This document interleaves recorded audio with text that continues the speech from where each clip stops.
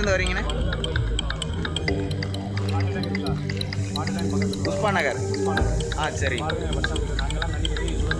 ஆ ஒரு ஆளை முக்கிற அளவுக்கு இருக்கு. சரி, கை குழந்தையோட வந்திருக்கீங்க. இப்போ எங்கே போய்கிட்டு இருக்கீங்க? அங்கே தண்ணி இல்லையாம்மா? அங்கே தண்ணி இருக்குது, அங்கேயும் தண்ணி இதே அளவு தான் இருக்குது. நம்ம மாடி இருக்குது, நம்ம வீட்டில் மாடி சரி சரி, பார்த்து சேஃபாக போங்க.